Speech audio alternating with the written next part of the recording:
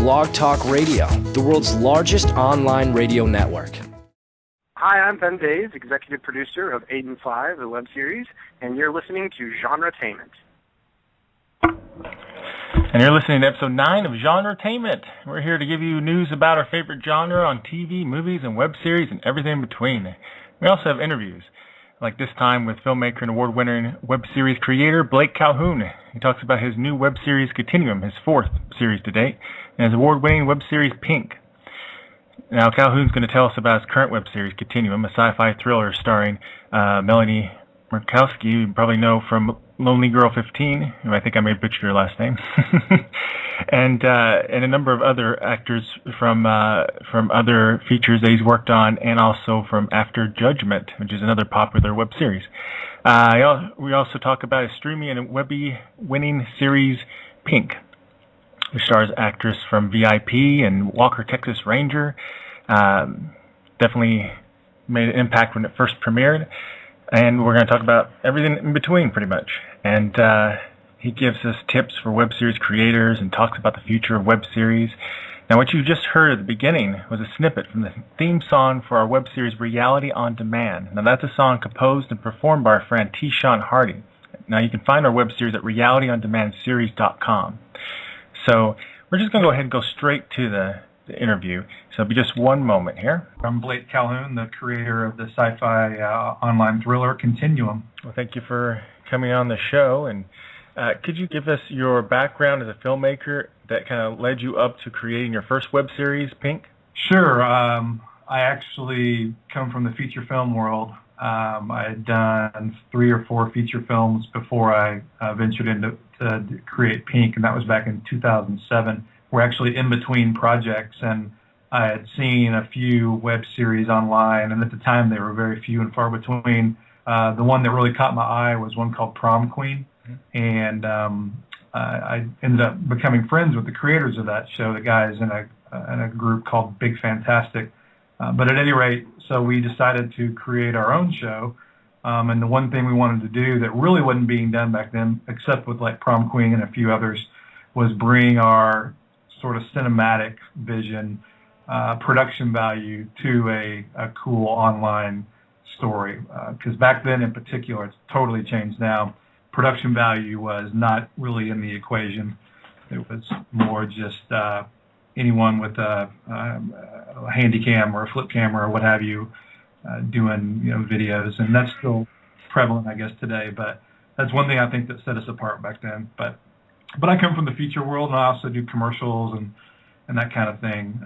But I have enjoyed being in the web series space for the last 5 or so years.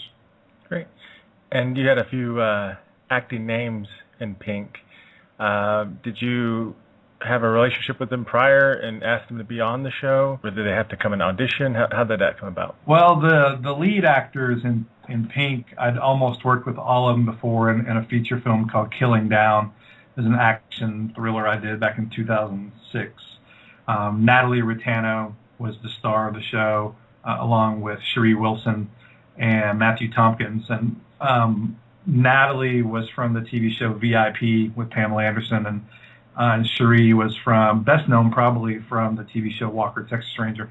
I didn't know them from those TV shows. I knew them from the feature film that I had them in, and they loved the idea of being in this new medium, and they agreed to do it for very low wages. We did go through the union, though. We were one of the early shows, and we went through AFTRA, and at the time there were no new media contracts like there are today, so we were sort of winging it. And that show did win some awards. Was it the first Streamies that you won an award? Yes, it sure was. The show did really well, and it opened a lot of doors for me. I won the Streamy for Best Director of a Dramatic Web Series, and the guy who won Best Director for a Comedy Web Series was this guy named Joss Whedon. May have heard of him, I don't know. Who's that? Yeah, exactly.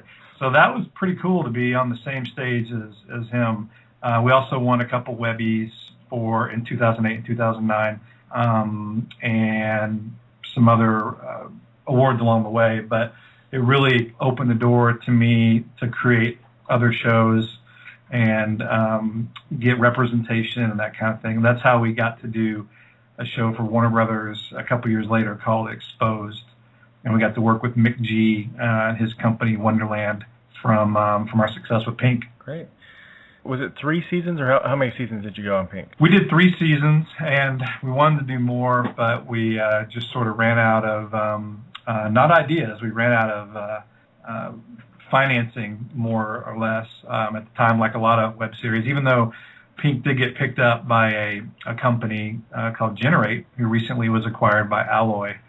They do a lot of teen kind of stuff now. They were great. They came on board and really loved the show, and Season 1 was done completely independently, self-financed, and Seasons 2 and 3 were done through Generate. But after Season 3, we didn't do any more. Although we still, in the back of our plan here, have aspirations to do a 4th and final season, and maybe even a short film or a movie kind of spinoff. The show hadn't had new episodes in almost 3 years, and we get new fans on YouTube and Hulu and stuff all the time, and so we think there's still a little bit of a demand for a kick-ass female assassin, on the web.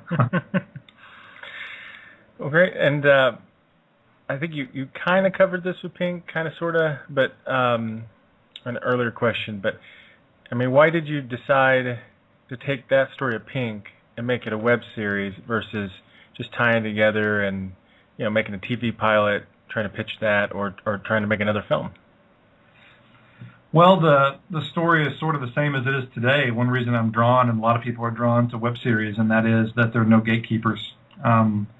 You can go out and do it yourself, and whether or not you get a lot of views or make any money, that's another story. But it's cool just to be able to go out there and grab a camera and turn things around so quickly. Like with Pink, we conceived the idea, and we wrote the script around Natalie Raitano, since I had a relationship with her. We wrote the script in May. Got everybody on board. We shot in June, and we released it in September of 2007. And so just almost a 3 or 4 month turnaround from inception to production, to post-production to release, which is, I can never do that with a feature film, even an indie film.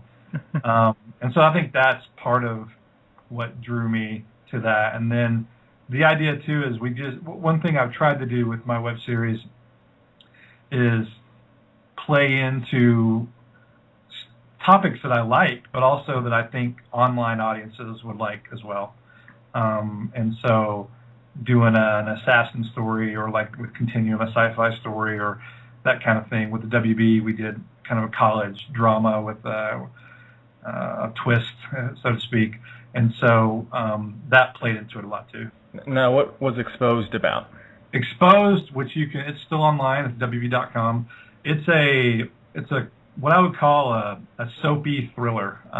It's about a college kid who is trying to hide his past. He ended up being, when he was a young child, in the Russian mob, and now he has escaped that past life and trying to make a new life in the U.S. going to college. And ultimately, one day he's in class and he gets a text message from someone that he doesn't know who it is, and they threaten to expose him and ruin his life. And so the story sort of follows his journey on trying to figure out who this is and why they're doing this to him. Oh, okay. How long did that run? Well, it was a web series, and the way it was summer 2010, basically, is when that premiered. The way they released it, and everyone's still trying to figure this part out, they actually decided to release one episode. We did, I believe it was 16 episodes, and they decided to release one episode a day for basically 2 weeks. Or I guess actually the first day they released 2 or 3, and then they did one a day for 2 weeks. Oh, wow. And it was not just our series. There was 4 or 5 other series going at the same time. The idea, I guess, being that they would generate marketing and buzz with all the series to try to bring eyes to the WB.com. But yeah, that was a couple years ago. Okay.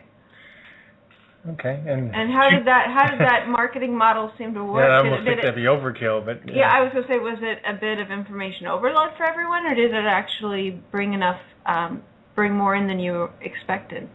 Well, interestingly, and I was touching on this earlier, since this show was a completely studio show, we never really had access to the metrics per se. I mean, we got a little bit of feedback, and so I don't know exactly how it worked, but I'm a big believer, especially in the web space, of giving time to build an audience, because there's just, as you said, there's information overload, and there's just so many options out there. I think my personal opinion is, if I was releasing the show again, I wouldn't do it that way, because I found with Pink and then now with Continuum we've done it a totally different way. We can touch on that a little bit, but I like giving the audience a chance to find the show.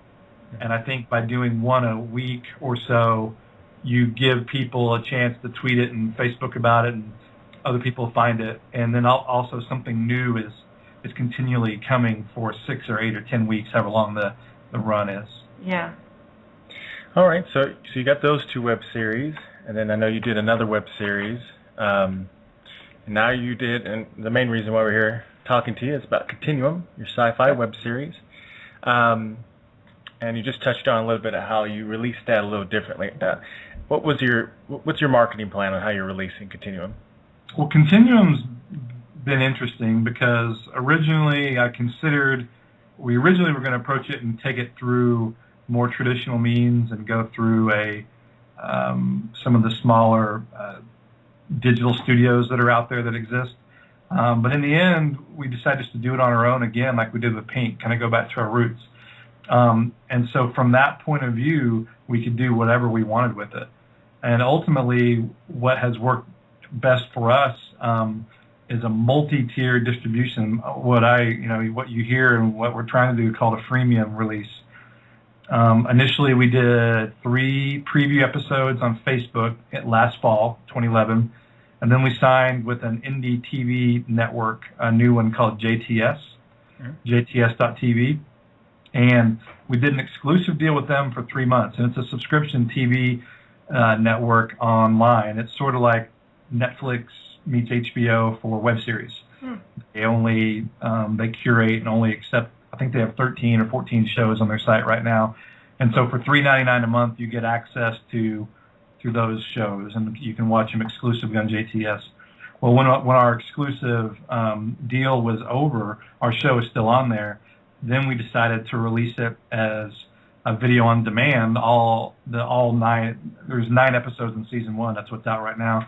You can watch all 9 episodes back to back like a mini movie.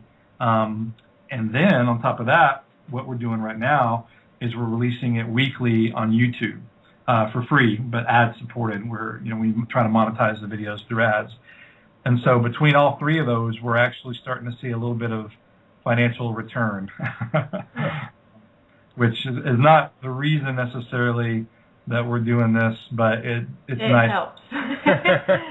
Yeah, it's nice to be able to pay back some of the money and it's also nice to try to figure out a method to where we can make a living doing, narrative web series you guys probably know, it's very, very challenging to make a living off of these because they cost so much and take so much time versus being a YouTuber, which is great if you can be a personality on YouTube and knock out videos very cheaply and then, get great return on all the hits and stuff you get on YouTube. But long story short, it seems to be working for us to do a tiered release, and I think we're going to do the same thing for season 2, which will be out later this fall. And I think, if I'm not mistaken, you're the first web series to ever do a Facebook type of premiere or sneak peek. Do you think that was that a good idea? Are you going to repeat that again with the Facebook episode? I think so. We did it for a couple reasons. One, we'd been promoting the show for a while, and it took a lot longer to get done than we'd originally planned because our visual effects are pretty intense for a no-budget show.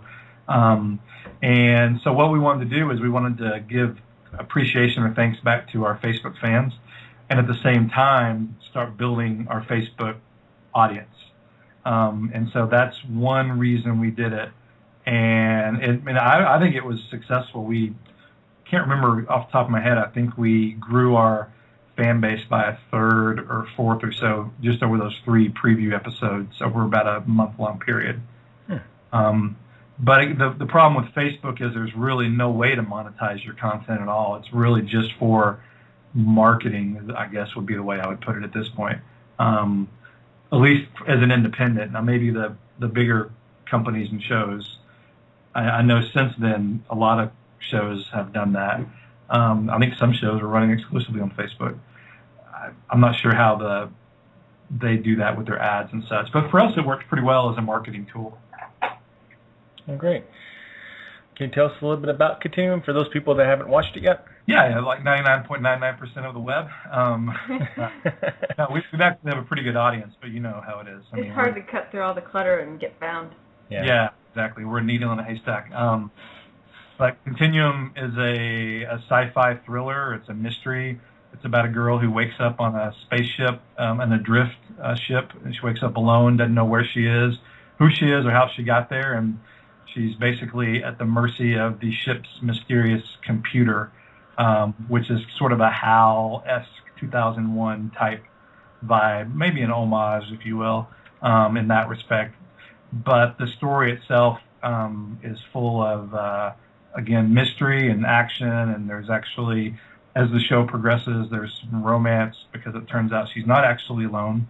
And so it kind of blends a lot of different genres, but ultimately it ties back to science fiction, which one thing that's cool, I think, too, is that science fiction actually in space on a ship.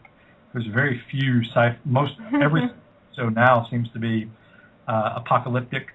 The world is, falling apart or destroyed or what have you, which I'm not saying that's not connected to our show a little bit, but the show, like Battlestar Galactica or what have you, takes place in space, and so I think a lot of people are digging that. Yeah, it has some elements. It seems like I was always a huge Outer Limits fan, and so the person waking up alone on a ship and there's a mystery and they're kind of at the mercy of that. It kind of reminded me of what I really enjoyed about Outer Limits. Yeah, there's all kinds of serialized pieces of other shows that I've been inspired by in there for sure. The only thing with this show is serialized, though. I do like to make that point. Yeah. So you can't really hop in and watch episode 6 and know what's going on. But the episodes, it is a web series, and the episodes are all about 5 minutes long, and so it's not a big time commitment. And right now, again on JTS, you can watch all 9 episodically, or on video on demand, you can watch all 9 back to back. I think it's 45-minute running time roughly. And then on YouTube, where we just released episode 6 yesterday, and that plays episodically there as well. So, great. I'm just kind of curious, if you don't mind sharing, like in comparison to like video on demand, or in comparison to some of them, how's the video on demand numbers doing? If you follow conversion rates, which is big in in e-commerce such, our conversion rate is about 6.5%. So that's pretty good. Ultimately, just like with web series in general, we have no marketing budget, and so our marketing has been word of mouth. I mean, we have a web, our website is where that's located, along with our Facebook page, and we're using a really cool service called Distrify that is really geared towards indie films, but they also support indie TV and indie web series and such. And other filmmakers should check into it a lot for their own projects, because it's a great system, and they pay you via PayPal. They're a British company, and you embed a player on your site, and then other people can embed that player on their site and make commissions. And they have a Facebook app, as I mentioned, and so it works really well in that regard, and it plays back pretty smoothly. It's streaming for the rentals. You can do rental, or you can do download to own. And at this point, I've just done the rental. But once we're going to release a DVD of season 1 this fall, and once that's out, I'll also do a download version. I didn't want to do a download before the DVD was done, because it would end up, Pirate Bay, obviously. Actually, I have a Google notification set up for my show, and today there was someone out on a pirate site asking about where they could download the 9 episodes. It's pretty funny. Now, there is a new TV show in Canada called Continuum. Very familiar with it, yeah. It's funny. It's been a blessing and a little bit of a curse. It's really been more of a blessing for us, because lots of people have mistakenly come across our show and then ended up liking it. And so we've gotten a lot of free press that way, unintentional press. But then some people have been confused. For instance, on Facebook, and they think they're talking to the other show when they're talking to the people on our page, and they're asking about different seasons, and I mean, their season just wrapped on Sunday, and so every Sunday, whenever one of their shows, we would end up getting a bunch of posts on our page, and we'd have to say, wrong show, and one thing is some people have thought that we are trying to piggyback off them and we stole their name, and we're like, well, we've been around since we premiered our teaser at Comic-Con in 2010, so yeah. we even heard of this show. This show just popped up this year, and so we're actually, I'd love to see it, but being in the U.S., we can't. It looks pretty interesting, but beyond the name, and there's a little bit of sci-fi in that show. The similarities really in there. Again, we're a sci-fi show set in space, and they're more of I think it's more of a time travel crime show. It's an Earth-based. Yeah. It's like it reminds me of an updated version like Time Tracks. I don't know if you're familiar with that show. No, but like Quantum Leap or something like that, maybe? It's about... I don't think they jump around. They just jumped once and then end up in a different time or something like unless that. something... I mean, we haven't watched... Yeah, I don't know. We haven't really... But that was my impression. So, it's not really... They're not in outer space or flying around in ships that we can tell, so... Yeah, so again, we're fans of any sci-fi, and I'm fans of the show, and it's funny because their website is continuumtheseries.com, and we were going to take that a couple years ago, but I already had Pink the series, and so we decided to do it a little different. We did Watch Continuum, but on YouTube, Watch Continuum wasn't available for some reason. I can't remember why, and so we're Continuum the series on YouTube. So anyway, there is definitely some confusion. However, Melanie Merkosky, our lead actress, does not really look like Rachel. Is it Rachel Nichols? So it's funny when people confuse the two shows. But in the end, it's been good for us, seriously, because it's brought us a lot of press that we wouldn't have otherwise have gotten. So pretty much any name recognition is going to be helpful. Yeah, exactly. And since we're a sci-fi show, some of the fans have seemed to enjoy our show too. Well, good. So as you said, it's in space. It's on a spaceship. So there's obviously going to be a lot of set construction work. I mean, what was it like trying to do a production where it was so, set production heavy? Yeah, there was, and this was the largest endeavor from that perspective that I'd ever done. And my production designer, art director, great guy, Eric Whitney, has done all my movies and web series since 2004. He built this in his shop, basically by himself, because we had no money. And the set piece was huge. It was about 50 or 60 feet long and about 40 feet wide. And we're going to have some pretty cool behind-the-scenes videos once we release our DVD showing all this stuff. But it was really massive. And the interesting thing is, originally in the show, it was supposed to be a pod. Turned out the ship was so big, we ended up we called it a shuttle. But building the set was great, and we actually have saved several pieces just for posterity around our studio. We have a studio in Texas. But anyway, that was a huge endeavor. But beyond that, everything around it, obviously we didn't have the budget to build controls and interfaces and really cool stuff like you might see in, I don't know, Alien movie or even like an Avatar, obviously. And so everything you guys watched the show, right? Marks, I know you did. Yes. Yeah. So everything, we did pretty much all the controls with visual effects, and so that has increased the amount of time it takes to, like the bridge, for instance, once you get to that part of the show, everything in there is done virtually, and so it makes it really tricky from a post-production point of view. Yikes, yeah. Time-consuming and expensive, and so, but it's been a lot of fun. But those two things together have made it a really beast of a show to put together with virtually no money. So, well, it looks really good. The virtual controls and it sounds like you could rely on our mantra. We'll fix it in post. We have no buttons on this control panel. We'll fix it in post. Yeah, we did do a lot of that. Thank goodness for motion tracking and After Effects and all the great tools that are available to filmmakers today. And then we actually shot the show on 2 7D DSLR cameras. Oh, okay. Against our better judgment, because doing chroma keying and stuff is really tricky with those cameras. But through a lot of, again, post-processing and denoising and such, we've been able to do a pretty good job. Oh, good. Why is it tricky? Is it how the pixels? The compression of the I don't want to get too technical here, but the codec, the way the camera shoots, it looks great, except when you're in lower light or you're pulling what we call pulling keys, and you're doing layers and you're doing a lot of color correction. It can get really, as you say, pixelated, or compression and noise and artifacting and blocking and all that stuff can happen. Now, when you put it all together, Continuum equals about 41 minutes or so. Season 1, right? Yeah, yep. Season 1 does, which is pretty close to what a 1 hour episode of a show would with commercials. Yeah, we definitely kind of planned it that way. Tried to, anyway. Did you? I was wondering if you had. Is that so? You're leaving that possibility open in case someone's ever interested, maybe going to traditional television, or? Yeah, absolutely. I mean, there's shows. I think what's the biggest web series to ever make that leap was a Sanctuary. Yeah. And so we're definitely open to that. We haven't really pursued it, truth be told.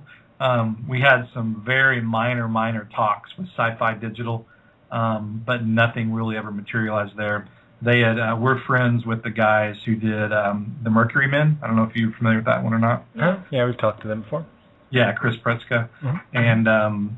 and so and then the folks that did Reese, and so they both went from sort of indie shows and got put on Sci-Fi Digital. I don't know whether they're going to make the leap to TV or not. I don't think they are, but I don't know that for a fact. But at any rate, we're open to that kind of thing, and stranger things have happened. But we're also very happy to be. We didn't make the show to go to TV, but if that happened, it would be great if someone was interested. But again, we're really happy being in the web space, and that's actually how we structured the show. These little mini serialized episodes that have cliffhangers, but that also play together as one long movie, which was really tricky to make that work. I think we pulled it off. We're pretty happy with it in that respect. Well, we enjoyed it. Yeah. So you got the two of us. Yeah. No, thank you very much. Well, one thing I meant to say too, and you mentioned sound, but the post sound I think really puts us above a lot of other indie productions, because our composer Damon Criswell did. I mean, our score is. I think it's just epic. I love what he did. It's really big and very sci-fi, and we were modeling it. I wanted it to be like Muse meets. God, I knew that I was going to mess this up. What's the composer who did Moon? And he did. Golly, I'm blanking out all of a sudden. Yeah, I don't remember his name off the top of my head. Yeah, Clint Mansell. And so anyway, I'm really happy with the score, and then the sound design and such is being done by a great guy named Matt Whitmire and a company here in town called NPS Studios. Anyway, I've always been a big proponent of really good sound, because I think a lot of you guys probably watch a lot of indie content. Lots of times, for whatever reason, they slack on the sound, and that can really make your show look a lot less professional for sure, and pull you out of the scenes and that kind of thing. So sound is a priority, and I think we tried to do as good a job there as we could too. Yeah, I thought the sound was pretty solid. So. Yeah, that's one of the things that people don't always take seriously, but that is one of the first things you notice when it goes horribly wrong. So. Yeah, no, exactly. That's just it. I mean, you don't notice sound usually unless it's bad. Yeah, so you really don't want people to go, oh, wow, that sound was awful. You want them to go, I didn't think about it, but you know what? It must have sounded great. No, that's exactly it. That's exactly it. So, but anyway, I just wanted to throw that part in. I think people are more tolerant of mediocre cinematography if the story's good. The story's got to be good. Yeah. But they have very low tolerance for bad sound. I know, I do, because I've tried watching stuff, and the whole time I'm going, what did they say? What was that? I didn't catch it. What? And then you can't keep up. So yeah, it turned out really well. And one thing that we did, it's interesting too, because it's for the web. I mean, we mixed everything and did everything in 5.1 surround for our DVD. But ultimately, the life of the show is on the web, and it'll be on the web as long as it's around. And so we also mixed it, for a stereo mix for the web. And then lots of times I sit there and listen to it on my laptop, because a lot of people listen to it, on crummy laptop speakers, and so I just want to make sure it sounds good there as it does in a surround sound theater. So that can be kind of tricky. Oh yeah, that is tricky. Well, cool. I'm glad you thought that far ahead for sound. So yeah, tried to. You're an interesting creator in a way because you switch around genres quite a bit compared to some people. I think this would be your first sci-fi web series. So you started with I don't know what you would call Pink, like an action Dark comedy is what I call it. More dark comedy than anything. And then you got Exposed, and I forgot what the other one was called. The other one's called 88 Hits, and it's a mockumentary. And then Exposed was a thriller, and this one is a sci-fi thriller. I mean, I tend to get pigeonholed and with being kind of a drama thriller guy. Although my true love is comedy, which is kind of funny. But I do like the dramatic and the thriller stuff too. And I'm a huge sci-fi fan. I've never had the opportunity to do it. I've got another idea I want to do for a feature film. But I want to have a nice big budget to work with that one. We have season 2 of this coming out, and then we'll see where this goes. I'd love to do more of this as well. In season 2, you'll have to see what happens to know where the show goes, though. There could be some twists and turns there as well. When do you think season 2 will be out? I don't want to give an exact date because every time I do that, I miss it. But the plan is roughly we're at the end of the YouTube run on season 1, which is about 3 or 4 more weeks. We're going to release the download version of season 1 and the DVD, and then that'll put us in about mid-September, and then mid to late October, maybe sneaking into November, we're going to release season 2. And we're not 100% sure where we're going to release it yet. We're probably going to do a similar path that we did with season 1, and that is starting off on the paid versions, and then releasing it out to the world for free later down the road. A little bit like the old, I guess they still do it, the feature films. It's in the theaters, and then it goes to DVD or VOD, and then it goes to free TV down the road. Well, now that you've made 4 web series, what do you think are you optimistic about the future web series? I mean, basically, it's hard to monetize, as we touched on. So do you think that's going to change soon, and how do you think that might change? I've been pretty bearish on him for a while, and I actually was like, I'm not going to do another web series that I pay for myself until just recently. I mean, just ever since YouTube released their, I guess they call them their premium channels, the CPMs have started to go up. I've noticed even on Continuum, we used to make, beer money, on different things here and there, and now I've joked we're making wine money. So slow but surely, and we have a decent number of views, but not tons. I think our biggest episode has 40,000 views. Used to, like with Pink, I've got some episodes that have millions of views. That's just pretty rare now, except for like Epic Mealtime, those kind of shows. Narrative series are usually in the thousands of views. So long story short, though, I'm actually kind of bullish on it now, especially with all the studios now that are getting involved. I hope it doesn't drown out the indie creators, but just like in the film business, the studio movies, the indie movies, the no-budget, the micro-budget films, everything kind of exists together. I think web series are going to be kind of the same space.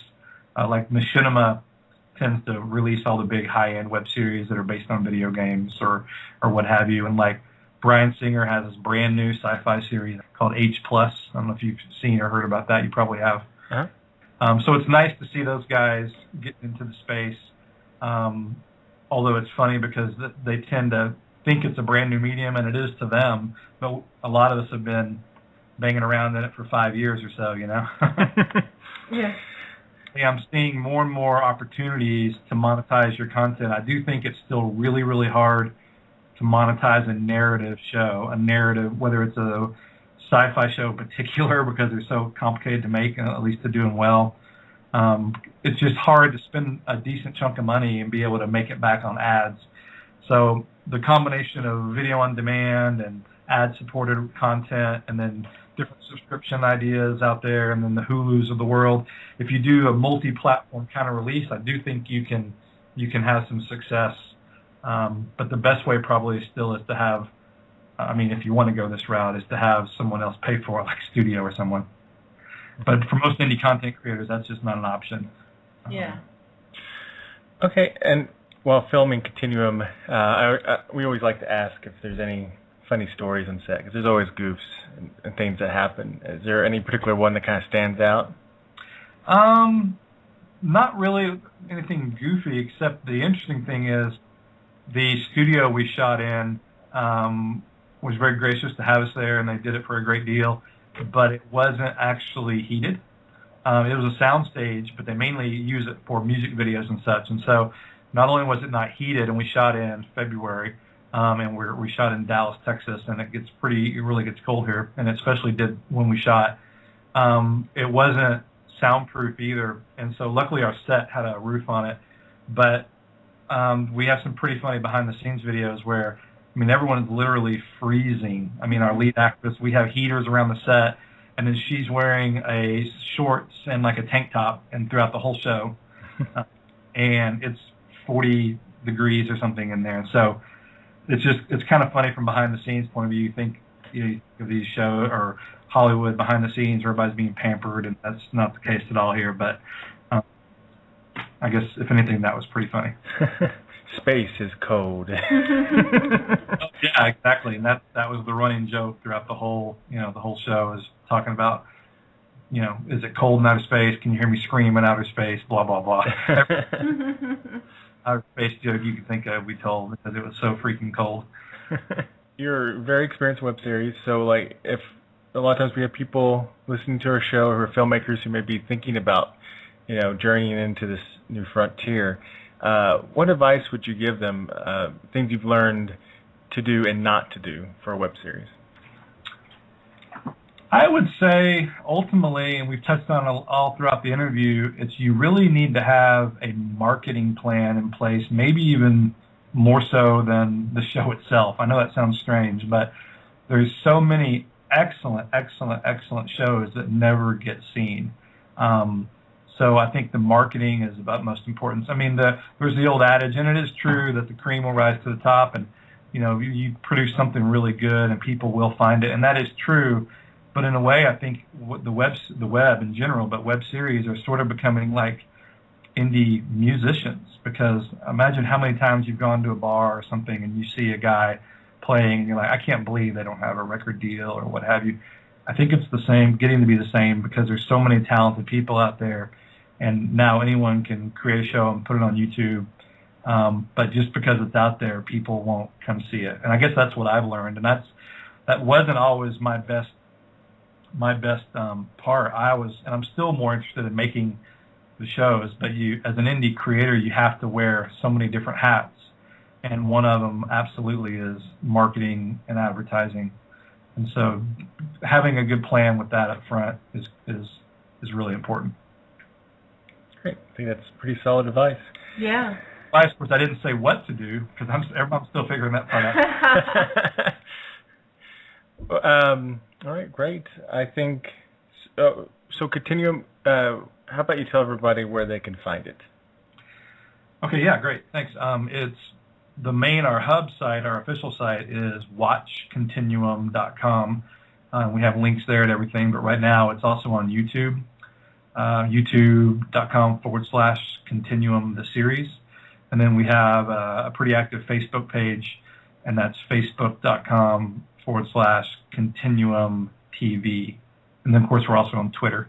But I would say watchcontinuum.com is sort of the hub, and that's where you can find info on the video on demand and links to everything else. I hope people will seek out good sci-fi stories, character-based stories on the web. And there's a lot of them out there, and I think they deserve to be seen. All right, well, guys, thank you very much. Well, thank you. You have a good evening. You too. Take care. Bye-bye. Where are we headed? Unfortunately, our flight plan is not accessible. What does that mean, not accessible? Are you being sarcastic now? No. It means the ship is lost.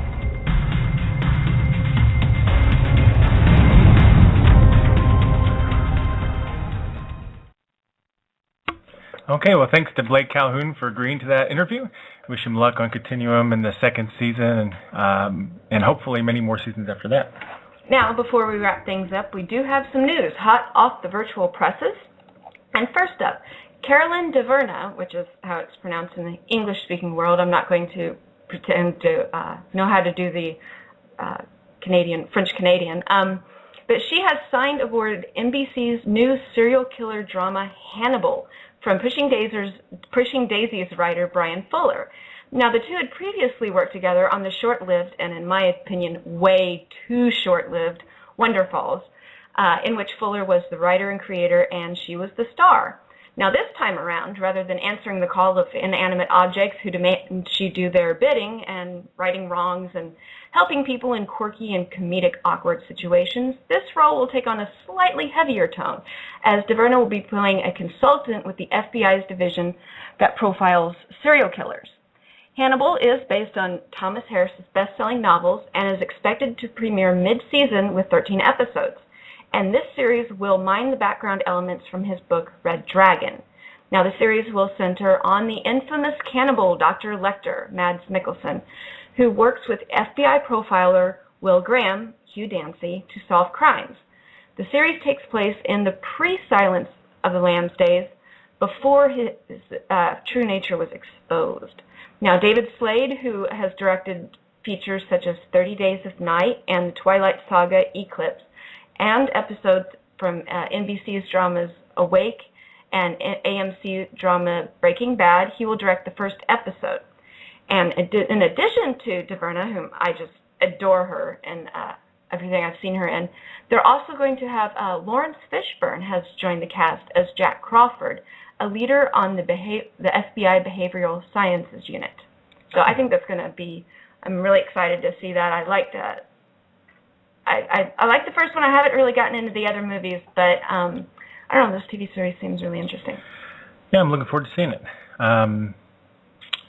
Well, one of Star Trek's perhaps sexiest actresses is heading to Thor, the Dark World. It's the Borg Queen herself. Oh, yeah. Actress Alice Craig, right? Is that how you pronounce it? Krieg. In case you don't know, I can't pronounce last names. The sexy Borg Queen. I mean, even I admit she's pretty sexy. I call her Borg Queen. That's all I call her. Has landed a role in the upcoming sequel Thor: The Dark World. According to CBM, during this weekend's Star Trek Las Vegas convention, the actress who appeared as the Borg Queen on Star Trek First Contact and the Star Trek Voyager two-part series finale Endgame, revealed she had landed a small role on the film. Now, filming for The Dark World is set up to start later this month. And actually, ex-Doctor Who star Christopher Eccleston, yeah, I like him, confirmed is playing, now this isn't fair because these names are crazy, Malekith, the cursed and ruler of Svartalfheim. Yeah, we'll go with that. Just say it with authority and they'll never know. It's so much easier to pronounce when you read it, you know, in the comic books and stuff, and then you're like, oh, I have to actually pronounce this word? Yeah. So what small role could the former Borg Queen play? Well, speculations are that I know. Speculations are that she could be playing Alphys, the Queen of the Dark Elves, and that realm. Ruler of the realm. Now, she did confirm that she was in the movie in a minor role and that she wouldn't be very recognizable in the film, which likely means prosthetics and heavy makeup, which could fit the character's appearance. Mm-hmm. So Thor: The Dark World, which I'm definitely looking forward to, will smash into theaters, or maybe I should say hammer home into theaters. You know? Maybe, yeah. On November 8th, 2013.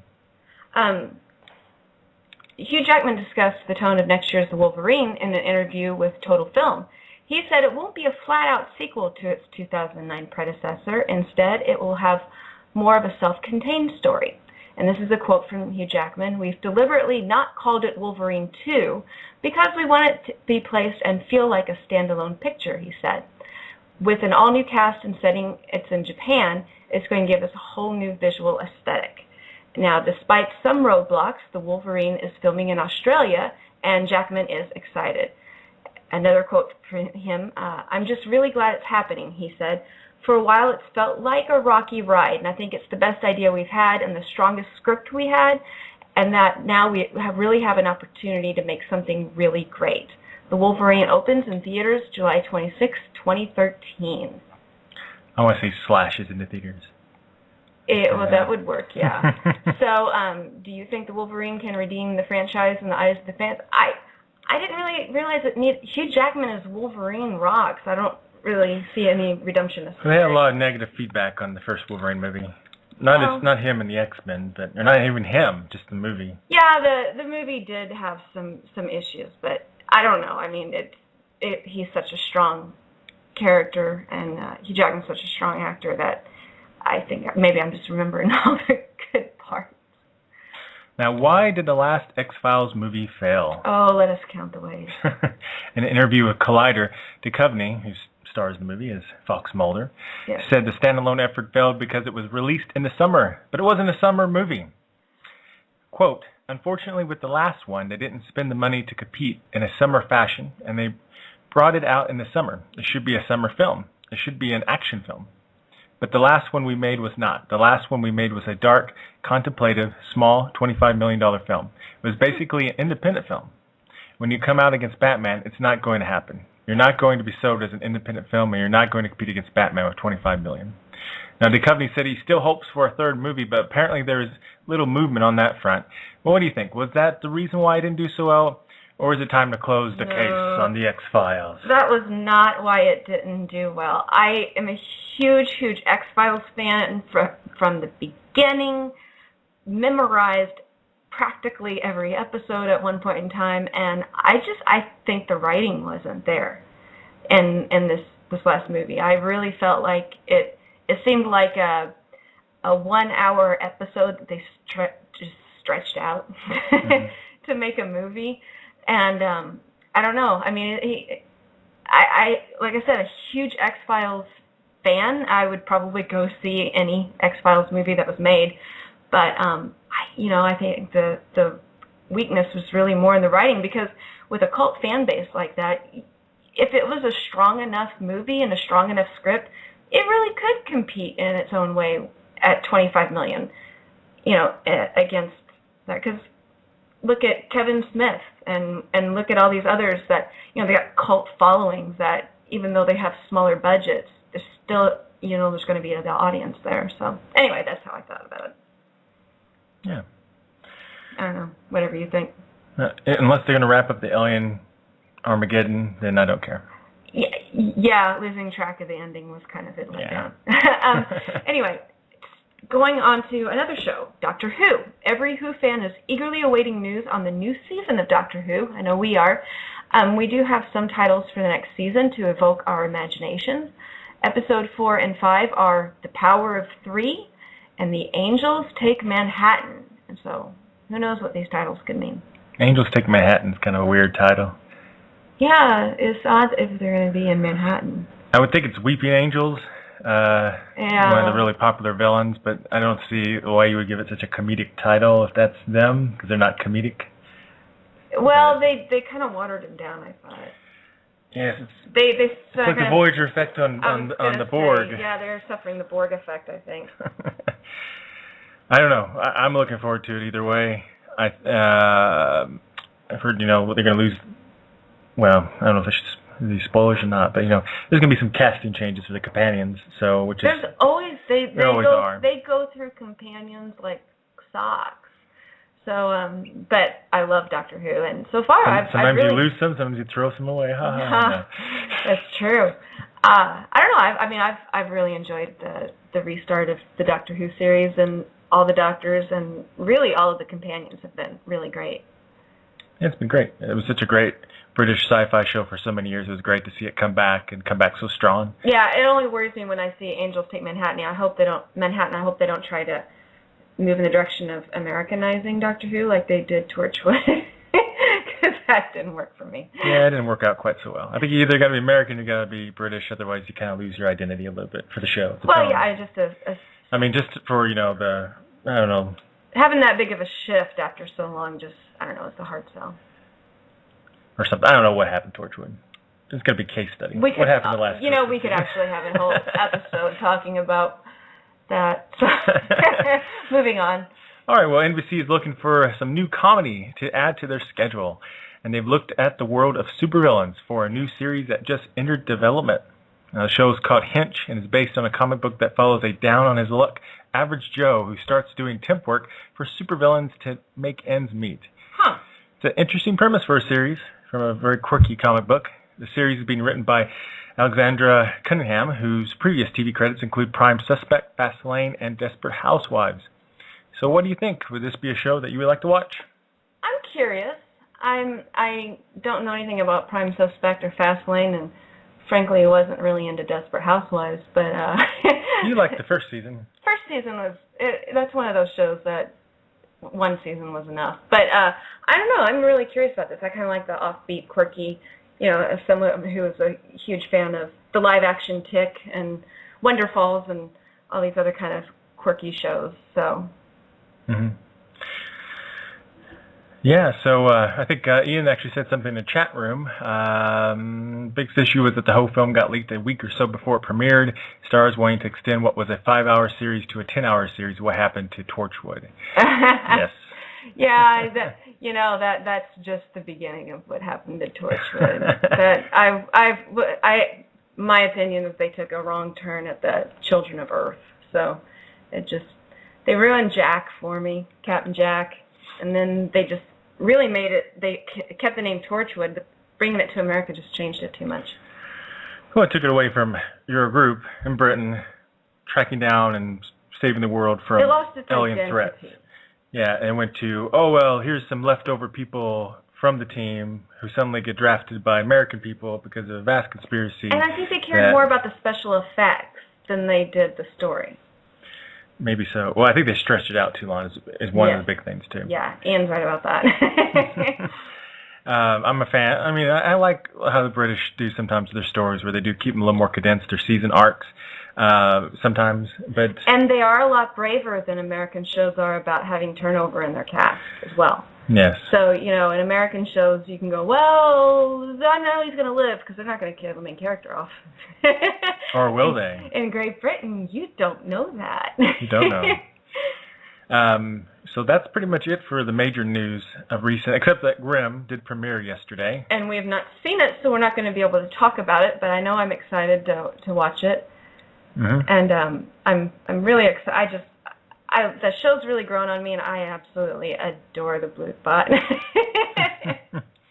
He really makes a big difference for the show. If he wasn't in the show, I don't know if I would care about season 2 as much. Yeah. Although the whole thing with the Grimm's mom and stuff, there's a little bit of mythology they're building that's kind of cool. Yeah, and I love that they take mythology, but they've built their own, really, because they've come up with the names for the creatures and they've done those things, but I love how it's rooted in old world German, even though they've made it their own, and I've got a soft spot for pretty much all things German.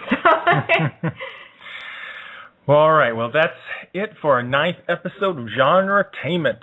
Before we go, we just want to let you know about our web series Reality on Demand, which you can find at realityondemandseries.com. So that's it for today. Thank you, and join us in 2 weeks on Tuesday at 4 p.m. Pacific, 6 p.m. Central, and we'll be back with Gen Con coverage and 1 or 2 more new interviews. So until then, thank you. Au revoir. Adios. Hopefully we'll get a lot of good interviews from Gen Con. Yes. Auf Wiedersehen. Blog Talk Radio, where millions of hosts and listeners gather.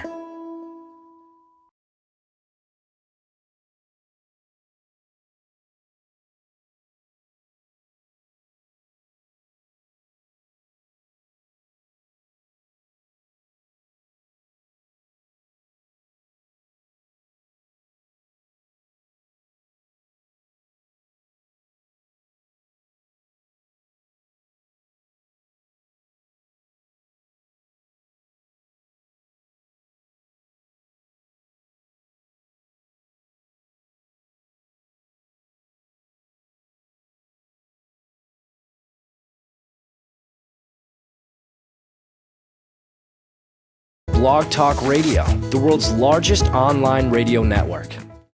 Hi, I'm Ben Days, executive producer of 8 and 5, the web series, and you're listening to Genretainment. And you're listening to episode 9 of Genretainment. We're here to give you news about our favorite genre on TV, movies, and web series, and everything in between. We also have interviews, like this time with filmmaker and award-winning web series creator Blake Calhoun. He talks about his new web series Continuum, his 4th series to date, and his award-winning web series Pink. Now, Calhoun's going to tell us about his current web series Continuum, a sci-fi thriller starring Melanie Merkosky, you probably know from Lonely Girl 15, who I think I may butcher your last name, and a number of other actors from other features that he's worked on, and also from After Judgement, which is another popular web series. We also talk about his Streamy and Webby winning series Pink, which stars actress from V.I.P. and Walker, Texas Ranger. Definitely made an impact when it first premiered. And we're going to talk about everything in between, pretty much. And he gives us tips for web series creators and talks about the future of web series. Now, what you just heard at the beginning was a snippet from the theme song for our web series Reality on Demand. Now, that's a song composed and performed by our friend T. Sean Hardy. Now, you can find our web series at realityondemandseries.com. So we're just going to go ahead and go straight to the interview. So it'll be just one moment here. I'm Blake Calhoun, the creator of the sci-fi online thriller Continuum. Well, thank you for coming on the show. And could you give us your background as a filmmaker that kind of led you up to creating your first web series, Pink? Sure. I actually come from the feature film world. I'm probably from the TV show Walker, Texas Ranger. I didn't know them from those TV shows. I knew them from the feature film that I had them in. And they loved the idea of being in this new medium, and they agreed to do it for very low wages. We did go through the union, though. We were one of the early shows, and we went through AFTRA, and at the time there were no new media contracts like there are today, so we were sort of winging it. And that show did win some awards. Was it the first Streamies that you won an award? Yes, it sure was. The show did really well, and it opened a lot of doors for me. I won the Streamy for Best Director of a Dramatic Web Series, and the guy who won Best Director for a Comedy Web Series was this guy named Joss Whedon. May have heard of him, I don't know. Who's that? Yeah, exactly. So that was pretty cool to be on the same stage as him. We also won a couple Webbies in 2008 and 2009, and some other awards along the way, but it really opened the door to me to create other shows and get representation and that kind of thing. That's how we got to do a show for Warner Brothers a couple years later called Exposed, and we got to work with Mick G and his company Wonderland from our success with Pink. Great. Was it 3 seasons, or how many seasons did you go on Pink? We did 3 seasons, and we wanted to do more, but we just sort of ran out of, not ideas, we ran out of financing, more or less, at the time, like a lot of web series, even though Pink did get picked up by a company called Generate, who recently was acquired by Alloy. They do a lot of teen kind of stuff now. They were great. They came on board and really loved the show, and had done 3 or 4 feature films before I ventured into to create Pink, and that was back in 2007. We're actually in between projects, and I had seen a few web series online, and at the time they were very few and far between. The one that really caught my eye was one called Prom Queen, and I ended up becoming friends with the creators of that show, the guys in a group called Big Fantastic. But at any rate, so we decided to create our own show, and the one thing we wanted to do that really wasn't being done back then, except with like Prom Queen and a few others, was bring our sort of cinematic vision, production value to a cool online story. Because back then in particular, it's totally changed now. Production value was not really in the equation. It was more just anyone with a handy cam or a flip camera or what have you doing videos, and that's still prevalent, I guess, today. But that's one thing I think that set us apart back then. But I come from the feature world, and I also do commercials and that kind of thing. But I have enjoyed being in the web series space for the last 5 or so years. Great. And you had a few acting names in Pink.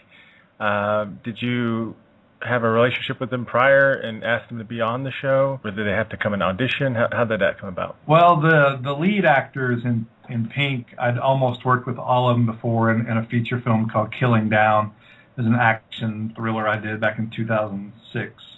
Natalie Raitano was the star of the show, along with Sheree Wilson and Matthew Tompkins. And Natalie was from the TV show V.I.P. with Pamela Anderson, and Sheree was from best known to that. And then the idea too is one thing I've tried to do with my web series is play into topics that I like, but also that I think online audiences would like as well.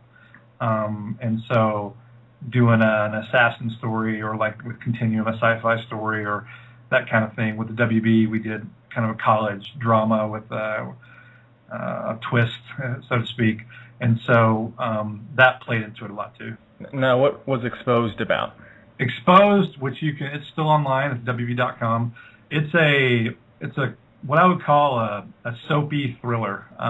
It's about a college kid who is trying to hide his past. He ended up being, when he was a young child, in the Russian mob, and now he has escaped that past life and trying to make a new life in the U.S. going to college.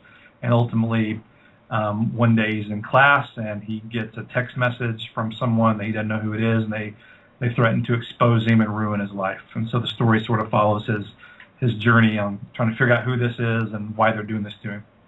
Oh, okay. How long did that run? Well, it was a web series, and the way it was summer 2010, basically, is when that premiered.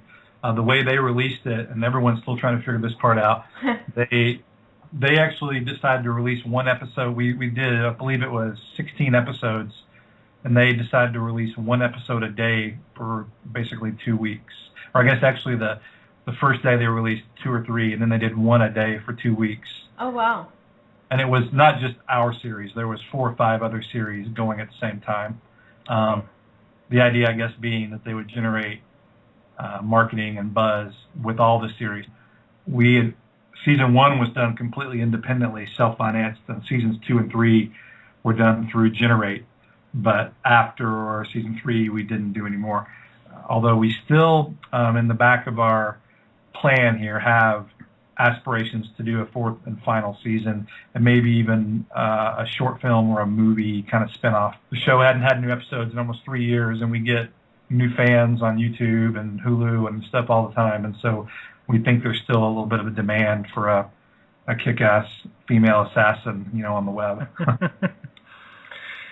Well, great. And I think you kind of covered this with Pink, kind of, sort of, but an earlier question, but I mean, why did you decide to take that story of Pink and make it a web series versus just tying it together and, making a TV pilot, trying to pitch that, or trying to make another film? Well, the story is sort of the same as it is today. One reason I'm drawn, and a lot of people are drawn to web series, and that is that there are no gatekeepers. You can go out and do it yourself, and whether or not you get a lot of views or make any money, that's another story. But it's cool just to be able to go out there and grab a camera and turn things around so quickly. Like with Pink, we conceived the idea, and we wrote the script around Natalie Raitano, since I had a relationship with her. We wrote the script in May, got everybody on board. We shot in June, and we released it in September of 2007. And so just almost a 3 or 4 month turnaround from inception to production, post-production to release, which is, I can never do that with a feature film, even an indie film. And so I think that's part of what drew me